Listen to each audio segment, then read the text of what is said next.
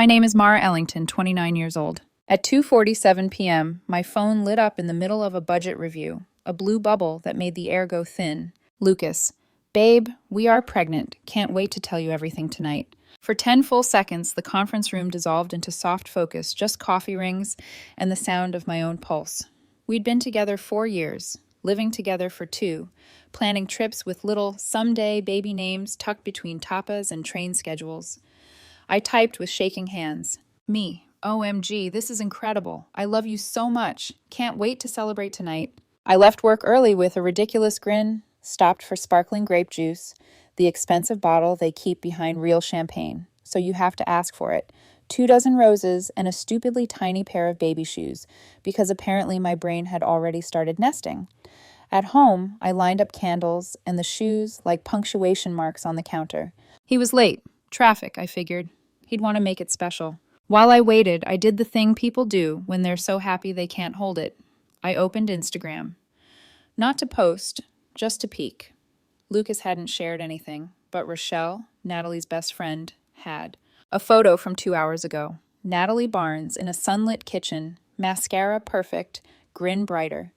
Next to her, Lucas, one palm spread over her stomach, the other steadying a white stick with 2 relentless lines. The caption, "So beyond happy for these 2. Secrets finally out. Baby Morrison coming next summer. At Natalie B. At Lucas Morrison. You're going to be incredible parents. Love you both. 2 pink hearts. A baby emoji. Confetti. Baby Morrison. Lucas Morrison." I didn't feel the floor leave me, so much as realize it had never been there. I read it twice, then 3 times. Checked the tags. Followed the breadcrumbs the way I follow audit trails at work. Rochelle, Natalie's stories, champagne flutes clinking. Lucas's gym friend repost, 3 flexing biceps and a my guy. The tiny baby shoes were still sitting on the counter like a joke I didn't get. I texted. Me, quick question. Who exactly is we in We Are Pregnant? Read at 5:52. No response. He came in at 6:15, keys loud, smile ready, until he saw the roses and the juice and the shoes. His face went the color of printer paper. "You saw Rochelle's post," he said. Not a question. "Yeah." He started crying, the way men cry, when they think it will save the building from the fire they set. "She wasn't supposed to post yet. I was going to tell you the right way." "The right way to tell me you're having a baby with your ex?" I kept my voice even, because if I let it wobble, the whole house would. "How long?" It's complicated." "How long?" 3 months. He stared at the floor as if the number might look better printed there. But I was going to end it. I swear. It just happened, Mara. I made a mistake. 3 months.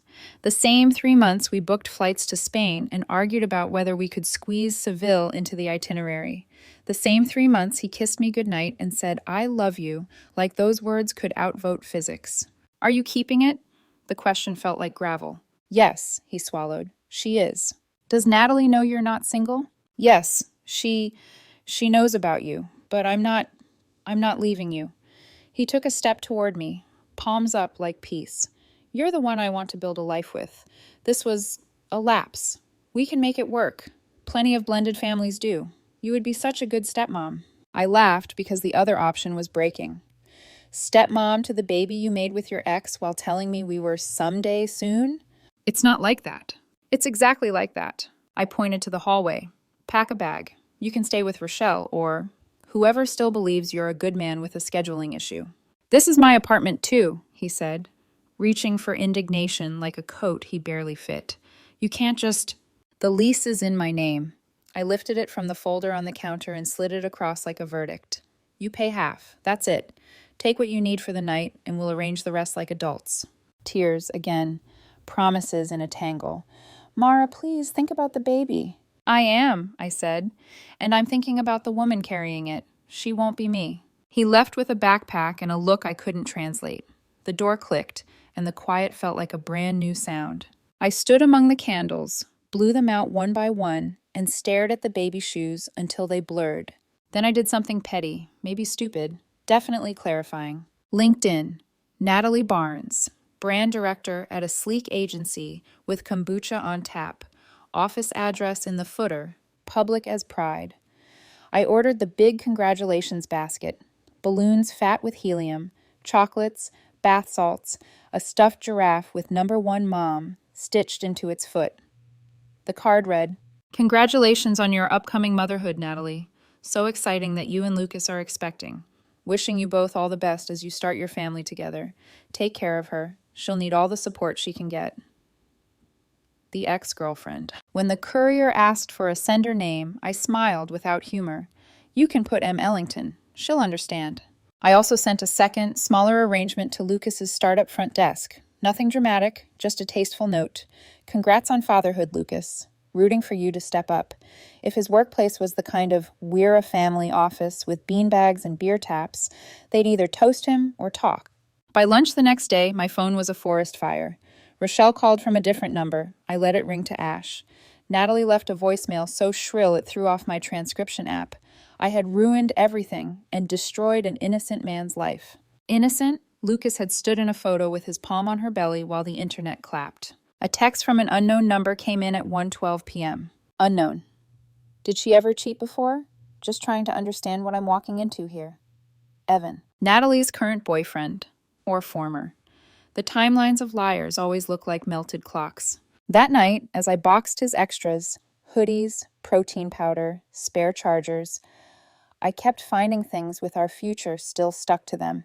A list of baby names stuffed in a cookbook, a note about honeymoon beaches, 2 concert tickets for a band we both swore we'd see next time.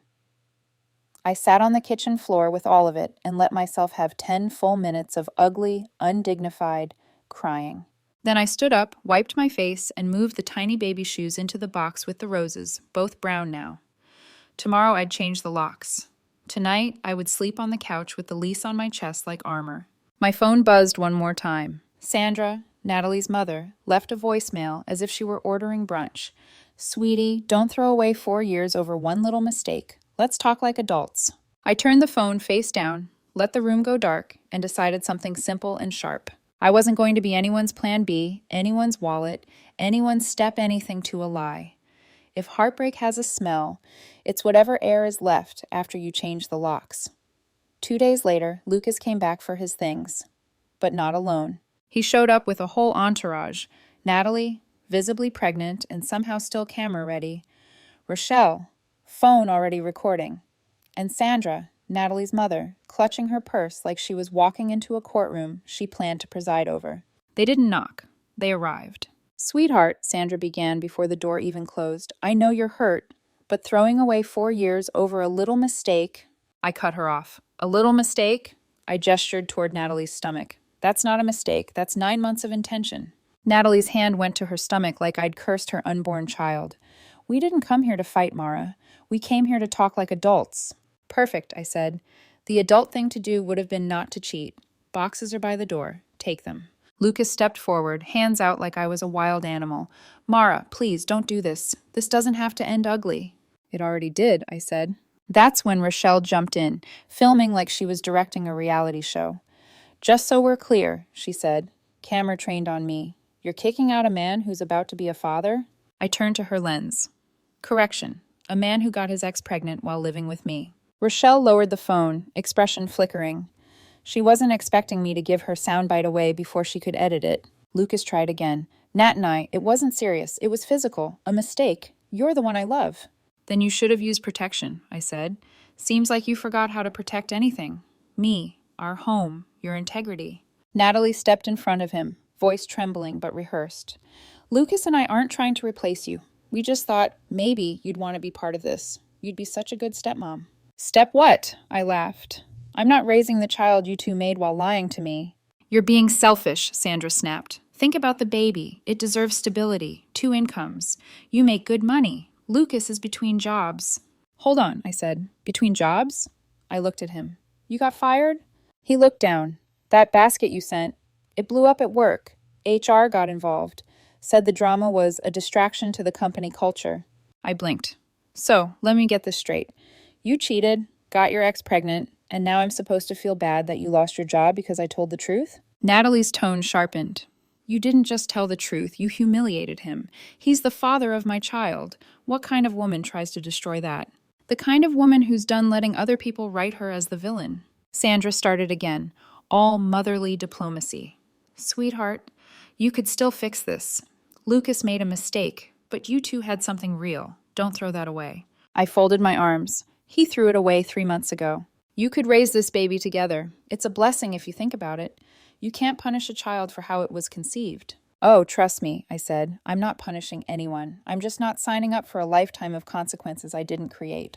Rochelle whispered something to Natalie, who nodded. We're just asking for a little help, Natalie said softly, until Lucas finds work. I froze. You're asking me to financially support you and your baby? Not support, Sandra corrected. Just help. You two built a life together. You have resources. Lucas has been paying bills through your account for years. The room tilted. Excuse me? She looked almost smug. You didn't know? I grabbed my laptop, logged into my online banking, and there it was, auto-pay entries I'd never noticed before. Car insurance, phone bill, credit card payments, $473 a month. Lucas shifted on his feet. I meant to tell you. I just figured once we got married. Married? I laughed.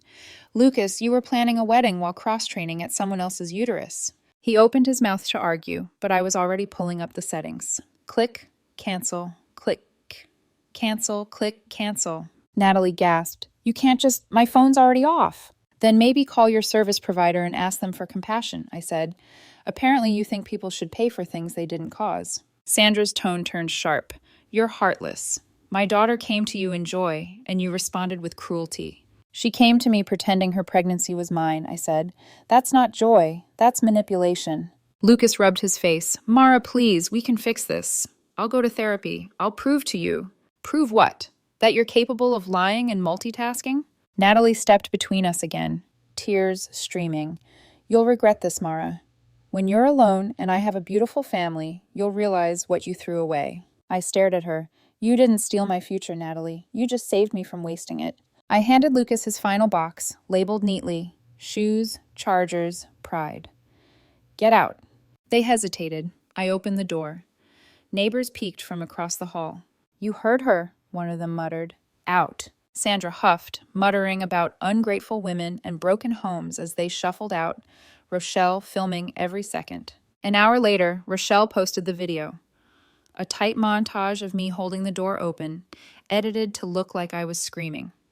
Caption: When you try to do the right thing and get thrown out by jealousy and hate. Comments: She's heartless. That poor pregnant girl. Typical bitter ex. I didn't comment. I didn't have to. Because I had Rochelle's original post saved, the one that started this whole thing. The one that said, so beyond happy for these two. Baby Morrison coming next summer. I posted one screenshot, no caption, just tags. At Rochelle, at Natalie, at Lucas Morrison. The internet did the rest. Within hours, Rochelle's comments turned on her. Someone wrote, wait, wasn't she congratulating them like last week? Another replied, so the side chick's the victim now? By morning, the video was gone. That night, Lucas texted from a new number. You didn't have to go nuclear. My parents saw that post. I replied once. You didn't have to cheat. Blocked. I sat on my couch, exhaustion sinking into my bones, and thought about how I'd spent 4 years believing I was building a future, when really, I was just someone's plan B disguised as plan A. But not anymore. I wasn't angry. I wasn't heartbroken. I was just done. And something in the quiet told me that, somehow, this wasn't the last time I'd hear from them. People like Lucas and Natalie don't disappear. They escalate. It took exactly a week for them to escalate. The silence, it turned out, was just the inhale before another storm. It started with a knock at my office door. Janet, my manager, leaned in with the tight smile of someone about to deliver weird news.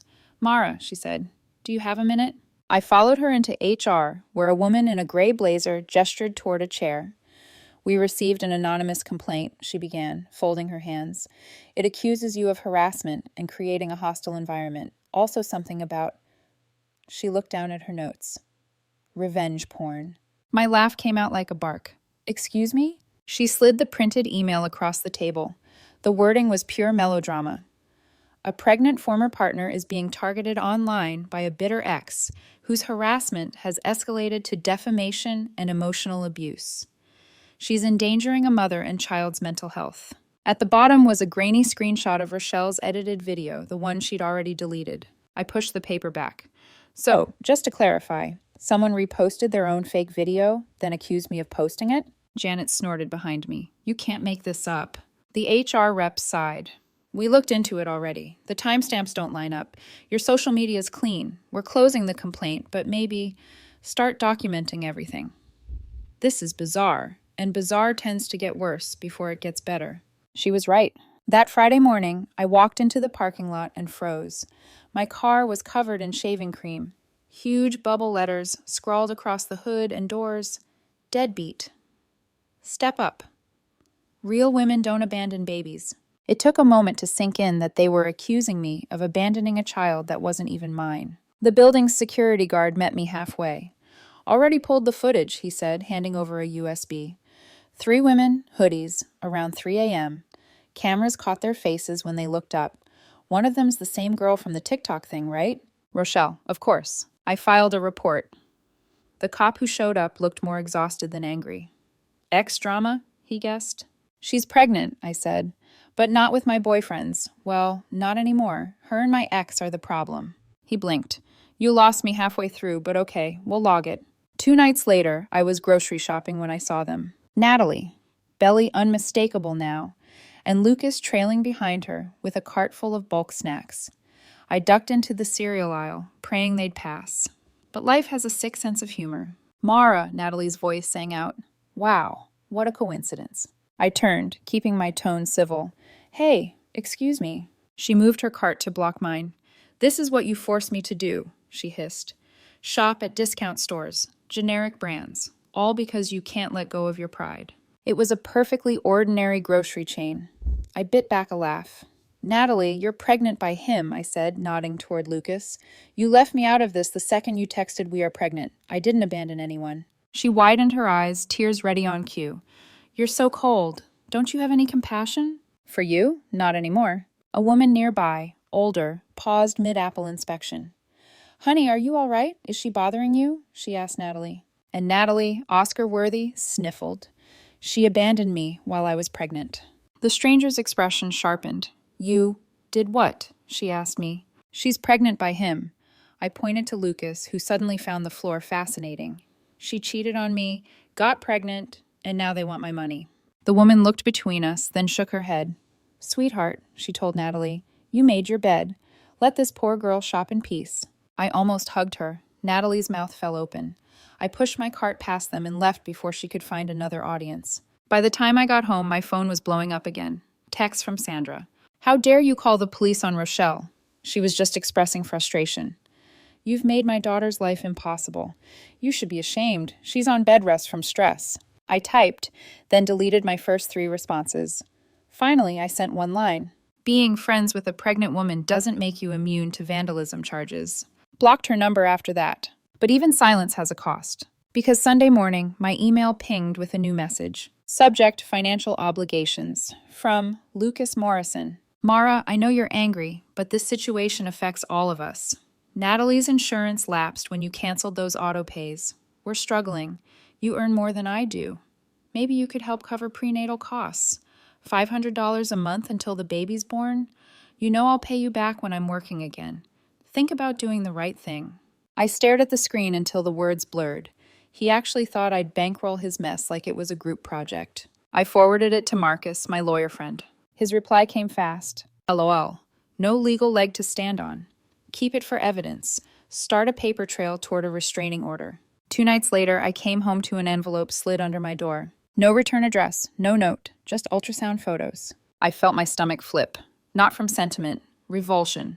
Scrawled across the top of the last image in sharp black marker, our baby. Don't let pride ruin 3 lives. 3 lives. Hers, his, and mine. The one they were trying to drag back into their circus. That was it. The last thread of pity snapped clean. Monday morning, I walked into the courthouse before work, filed for a restraining order against both of them.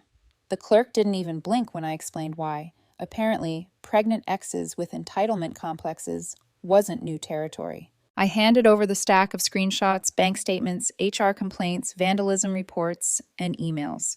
It was thick enough to use as a doorstop. When the judge read it, he looked up at me and said, "You've been patient. You don't need to be anymore." Granted immediately. 2 days later, they were served. Sandra called within the hour. Her voice was a hiss through clenched teeth. You had them arrested? Natalie's pregnant. They weren't arrested, I said. They were served. But maybe she should consider not stalking people while she's expecting. She's on bed rest because of you. Then maybe she'll finally stay in one place, I said, and hung up. That night, I slept through till morning for the first time in weeks. No doorbell alerts, no emails, no texts. Just quiet. I thought that was the end. But people like Lucas and Natalie don't fade out. They look for another spotlight. When I checked social media the next day, there it was. A new TikTok account, @datingwhilepregnant. First video, when your ex abandons you for being honest about your pregnancy. She didn't say my name, but she didn't need to. The clues were all there. My city, my job field, the jealous ex-girlfriend who couldn't handle responsibility. Comments poured in. Men are trash. She's better off without that kind of toxicity. Prayers for mama and baby. I closed the app before it could pull me under. But later, curiosity won. I checked again, and nearly laughed when I saw a new comment pinned to the top. Evan's ex-girlfriend, the one Natalie's affair had also blown up, had written, "Girl, you got pregnant by my boyfriend. Stop playing the victim." Natalie deleted the video within hours. And for the first time since the chaos started, I felt something like peace. Not revenge, just balance. Because I finally realized you don't have to fight people who are determined to destroy themselves. You just have to stop standing close enough to be collateral damage. For a week after the restraining order, my life was so still it almost felt unnatural. No doorbell alerts, no anonymous messages. Even my phone seemed to exhale. I went to work. I came home. I cooked for one and actually ate sitting down. It was peace, but the kind that comes right before the aftershock. It arrived in a white envelope. The letterhead looked official until I spotted the logo in the corner, the kind of law office that also sold billboard space and late-night jingles. Inside was a single page. Ms. Ellington, our client, Ms. Natalie Barnes, is exploring legal options regarding your financial obligations based on the duration of your cohabitation with Mr. Morrison. You have established precedent of fiscal responsibility and support. In other words, palimony, in a state that doesn't even recognize it. I scanned it, snorted, and sent a photo to Marcus, my lawyer friend. His response came within minutes. She hired a bus bench attorney, reply with one word. Denied. Marcus drafted an actual letter, 3 pages of case law, and a phrase that made me laugh out loud. We advise your client to refrain from further delusional correspondence. We mailed it that afternoon. That should have been the end. But people like Natalie don't stop when you say no. They stop when it costs them something. 2 days later, I came back from lunch to see security waiting at the building entrance. Ms. Ellington, the guard said quietly, we've got a situation. Through the glass doors, I saw them. Lucas and Natalie, standing in the middle of the lobby like a protest line. Natalie holding her belly dramatically, Lucas waving an envelope. She's ignoring us, Natalie cried to anyone who looked their way. We just want what's fair. Security moved fast, but she knew how to make a scene. Tears, accusations, the word abandoned thrown around like confetti. Lucas spotted me. Mara, please, just talk to us. You're trespassing, I said, voice even. Leave before this gets worse. Natalie thrust the envelope toward me. It's a payment plan for prenatal care, $500 a month. You're a woman. How can you be so cruel? I stared at her, incredulous. You're asking me to pay for your baby. Lucas stepped forward. You earn more than both of us combined, just until we're stable. I turned to the security guard. Escort them out, now. As they were led to the door, Natalie called over her shoulder. You can't erase us. You'll regret this when she's born. I won't even remember your names by then, I said. That night around 11, my doorbell camera went off. I checked the feed and froze. Lucas, drunk, standing in the rain, shouting at my apartment door. Mara, you think you're better than me? Step up for once. Be a grown woman. The phrase step up made my stomach turn. I called the police. He was gone before they arrived, but the footage was clear enough for the file. Marcus added it to the restraining order violation report. Keep your door locked, he said. They're unraveling. Let the law catch them. The next day, my landlord called, half amused and half concerned. Someone phoned the management office claiming you were running a drug ring out of your apartment, he said. Anonymous tip. I sighed. Let me guess. Female voice, mid-30s, dramatic tone? He chuckled. Sounded like a soap opera audition. Don't worry, we checked. But if you ever get tired of them, I'll testify. You've got fans in this building. A few days later, they went digital nuclear. Natalie started a TikTok series titled Dating While Pregnant. In it, she sat in soft lighting, holding her stomach, telling thousands of strangers about a man who abandoned her when she needed him most. She never said my name. She didn't have to. The clues were obvious: my city, my profession, the jealous ex who couldn't handle responsibility. Within hours, her videos had thousands of likes. Comments flooded in. Men are garbage. She deserves better. He'll regret it when he sees that baby. I stayed quiet. I'd learned by now that the internet will build its own villains. But then, buried among the sympathy, a new comment appeared. From Evan's ex-girlfriend, the one whose life Natalie had detonated before mine. Girl, you got pregnant by my boyfriend. Stop pretending you're a victim. The comment went viral overnight. People started digging. Someone found Rochelle's old congratulatory post. Screenshots resurfaced. The story unraveled publicly, thread by thread. By the next morning, Natalie's account was private, but I wasn't celebrating, because another envelope had been slid under my door. Inside, ultrasound photos. Again. But this time there was a note written in looping cursive. Your last chance to be part of something beautiful.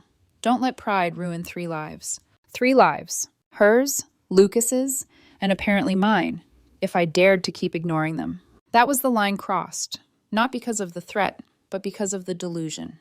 They genuinely thought I owed them a family. Tuesday morning, I went straight back to the courthouse. Filed an extension and enforcement motion for the restraining order. Judge reviewed the footage of Lucas drunk at my door, the new letters, and the social media evidence. He didn't even hesitate. Effective immediately, he said, signing the papers. No contact, no proximity, any attempt, police custody. By the afternoon, both of them had been served again. When Natalie was handed the papers, she apparently had a meltdown so severe someone called 911. Paramedics came. She refused transport, screaming about how I'd traumatized a pregnant woman. Sandra left me a voicemail that night, her voice trembling with rage. I hope you're happy. My daughter is on bed rest because of you. That baby's health is on your conscience. I listened once, then deleted it. Because that's what guilt sounds like when it can't find a new host. Friday morning, HR called again. This time not about complaints, but to congratulate me. I don't know what's going on in your personal life, Janet said, but your organization skills are incredible. Leadership noticed. Apparently, my meticulously labeled evidence folders, the ones Marcus had praised, had impressed the higher-ups. I got a promotion that afternoon, more pay, better office. When I told Marcus, he laughed. You see, documentation pays off. Literally. That night, I went home, made dinner, and finally did something small but symbolic. I deleted every photo of Lucas from my phone. The 2 of us smiling at the lake, his arm around me at my brother's wedding. The blurry video of him saying, "You're my forever." Gone. Because forever had finally expired. And just when I thought it was over, I saw one last reminder of who I was dealing with. Marcus texted me a screenshot of Lucas's new Tinder profile. Bio. Complicated situation. Ready for something real. I stared at it for a moment, then smiled. Not bitterly, not sadly, but with the kind of calm you only earn after surviving madness. Natalie was still on bed rest, claiming stress-related issues. Lucas was back on dating apps looking for his next something real. And me? I was sitting in my apartment, glass of wine in hand, signing my new work contract. Sometimes peace isn't quiet because the noise stops. It's quiet because you've stopped listening. I'd stopped. And that silence, after everything, finally sounded like freedom. 3 months later, the baby was born. I only knew because Rochelle posted it. Of course she did. A blurry hospital photo. Natalie smiling. Lucas holding the baby, both looking exhausted and strangely detached. The caption read, "Welcome to the world, little angel. So proud of my strong mama friend. Hatch miracle baby." I stared at it for a few seconds, not out of spite, but out of curiosity. Then I set my phone down, finished my coffee, and went on with my day. That's how healing sneaks up on you. It doesn't announce itself. One morning, you just realize you don't care anymore. Life after them was quiet, but it was mine. The restraining order held, and both Lucas and Natalie learned to disappear when consequences stopped being optional. There were no more letters, no phone calls, no sudden appearances at my job. Instead, there was space, the kind I hadn't realized I'd been missing. I filled it with small, deliberate things. I started woodworking, something I'd wanted to try for years, but never had the nerve to. The smell of sawdust and fresh pine became my therapy.